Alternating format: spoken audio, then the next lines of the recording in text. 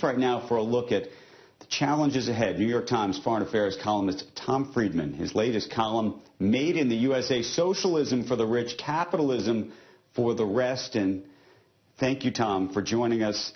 In very many ways, I think your column speaks to what we've seen happen in the markets this week and what this Red Army, in fact, believes and what they're fighting against. Well, you know, Andrew, I see the whole thing is like I'm watching a giant National Geographic nature film. This is how I would actually explain it to a young person who's trying to understand what happened. I mean, like a 5-year-old. First, there were these people called lions. They're long sellers, and they, they noticed a wildebeest that seemed to be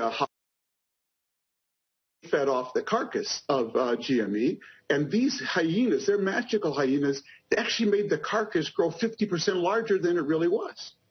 Then along came a group called short squeezers, a whole new group, okay? And they were vultures who ate the hyenas, basically. And the really smart vultures ate and flew away when the stock was $500. The dumb ones are going to stick around and keep eating, and in the end, the lions will come along and eat them, and the stock will eventually go back to $4 or $5. It's the circle of life, Hakuna Matata, baby. I'm saving this clip. You've explained it in a way that my 4-year-old would understand, and I think you've done a brilliant job at that. What do you think it says, though, Tom, about this moment that we're in? Because it speaks to, in some ways, about issues that are far broader than the stock market unto itself. Clearly, the folks who are playing in this and trading in this are not necessarily doing it for traditional investment reasons. Yeah, well, what you see here, Andrew, is a phenomenon we've seen everywhere. Back in 1999, I wrote a book called Lexus and the Olive Tree.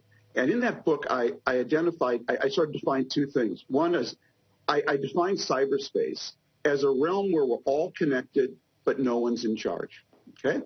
And I said that in this cyberspace, you can create electronic herds, and you can get super empowered individuals and small groups. In fact, I coined this phrase, the super empowered angry man, who back in 1999 I identified as a guy named Osama bin Laden.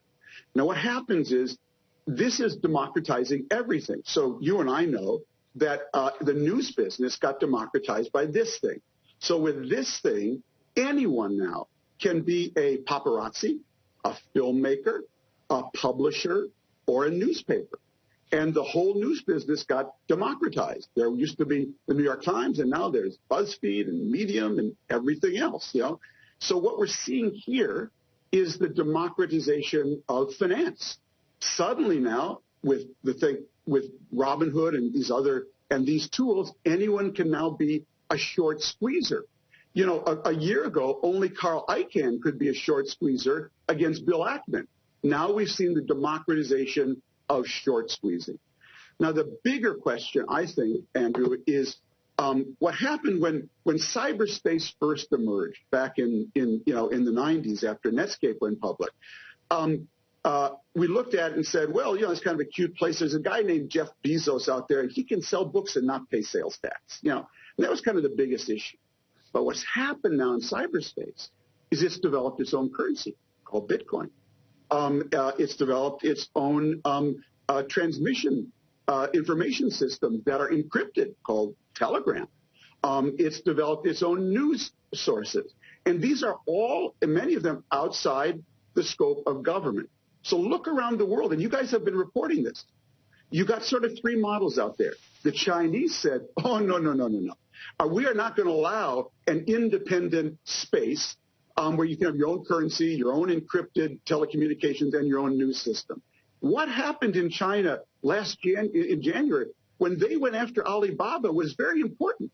The Chinese basically said, we would rather have Alibaba be a second-rate global company and under our control than Alibaba be a first-rate global company and out of our control, okay? So China basically said there ain't going to be no cyberspace.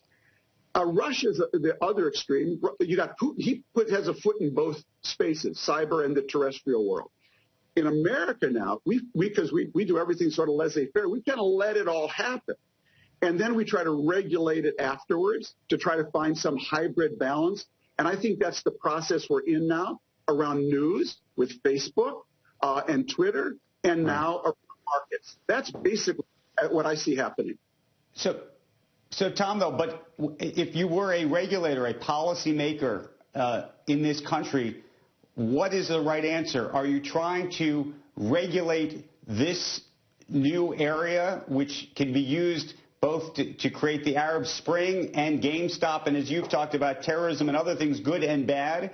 Or are you trying to regulate the system or break up the system unto itself, which is what some of these people want in the first place? It's a really good question, because what you learn about these things is that they have huge upsides and huge downsides. And the challenge of governance is always to get the best and cushion the worst. I watched what happened in Tahrir Square. I was there. And there was this self-generated crowd, and it was amazing, and people applauded it, and it brought down Mubarak. But then it was taken over by the Muslim Brotherhood. Okay? So, these things can easily be manipulated. There's something incredibly efficient about what the Reddit investors did. They taught me something. I didn't know, Andrew. Maybe you did. I'll ask you. Did you know that shorts could actually short 50% more of a company than the stock even existed? Now, what possible economic and social good can come from that?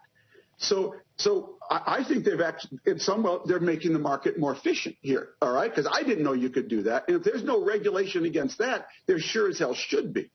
At the same time, I think there's a real danger in romanticizing them or romanticizing themselves only in the sense markets are driven by greed and fear, greed and fear, greed and fear.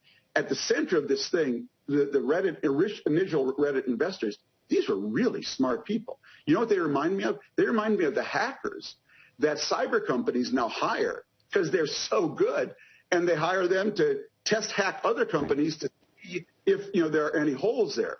And so in the end, I think there'll be a hybrid synthesis here. That's what you find.